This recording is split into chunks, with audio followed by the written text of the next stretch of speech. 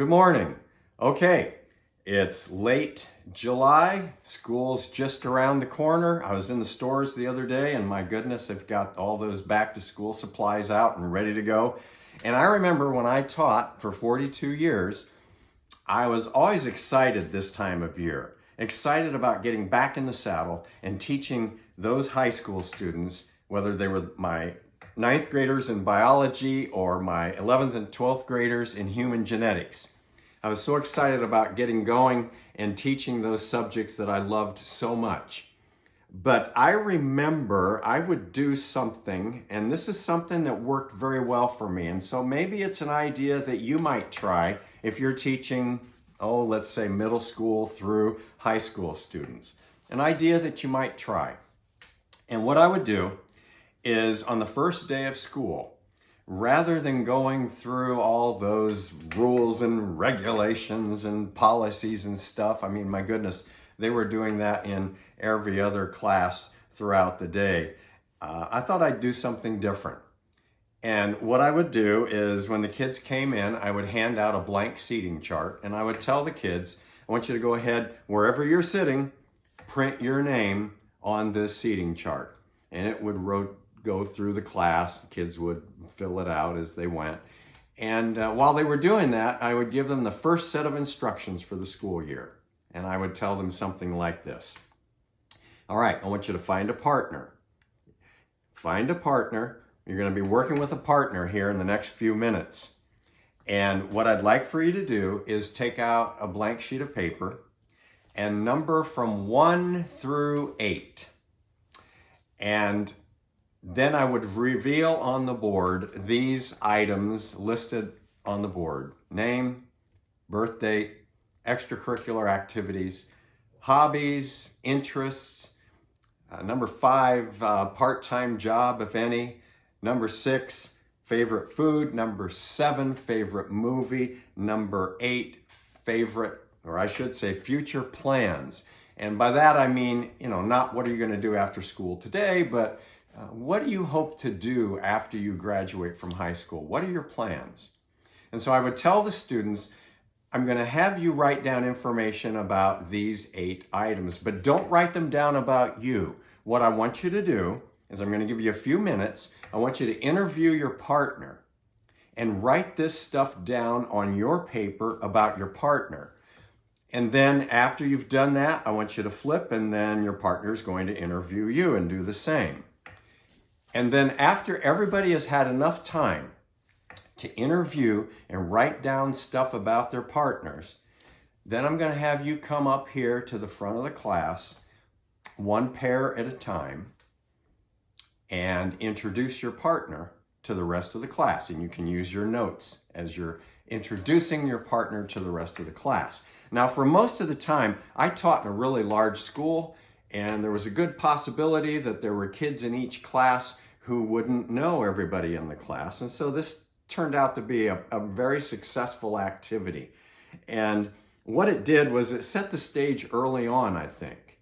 It got the kids thinking early on that, oh my gosh, this looks like it's going to be a student-centered classroom, because the teachers having us do stuff and we're going to have to do some talking. And I'll tell you what, I noticed that teenagers on the first day of school, when you ask them to come up and present some information publicly to the rest of the class, some of them are kind of mortified, but you have to kind of ease their pain a little bit, ease them into it, and tell them things like, hey, no matter what you go into in life, you're probably going to have opportunities where you talk in front of other people.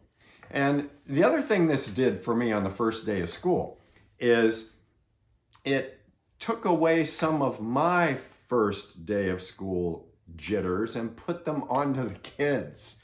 I don't know if it's the introvert in me, but even after 42 years, I was always keyed up that first day of school and maybe just a little bit nervous. And so this worked real well. So I would give the kids, a few minutes to interview each other, write stuff down, and then I would kind of circulate into the back of the room and collect that seating chart that had gone around. And I would give the kids a few minutes to interview each other. And then I would call time or something like that.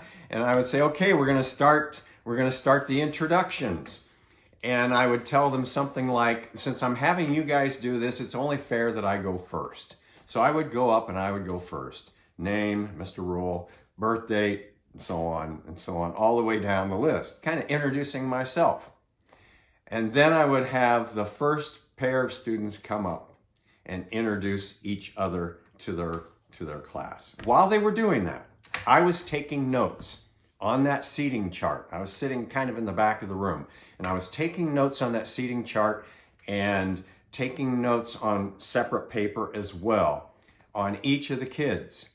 And so then that night, my homework, see, I didn't give them homework on the first day of school. My homework that night was to study those lists thoroughly. Study them thoroughly.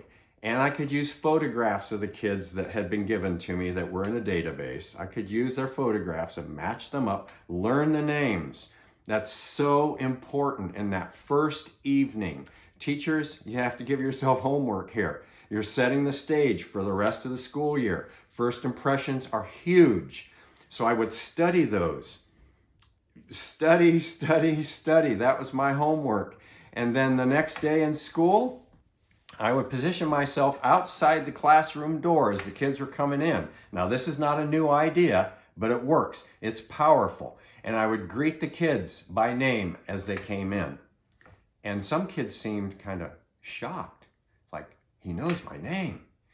It made a big impression. And, you know, there's some research that bears this out, this idea.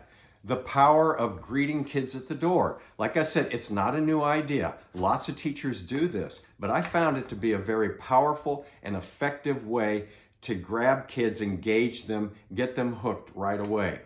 There's some educational research that was done way back in 2007 by Allday and Pakurar, 2007, where their research kind of lends some credibility to this gut feeling that I had about how important it was to greet kids at the door as they're coming into the classroom. And my dog is sneezing.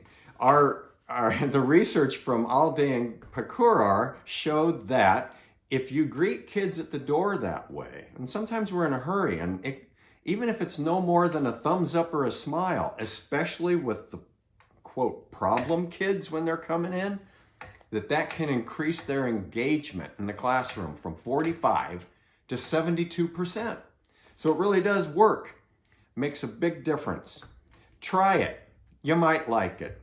And have a great beginning of the school year. I wish you all the very best. And remember, you're involved in one of the most important professions on the planet.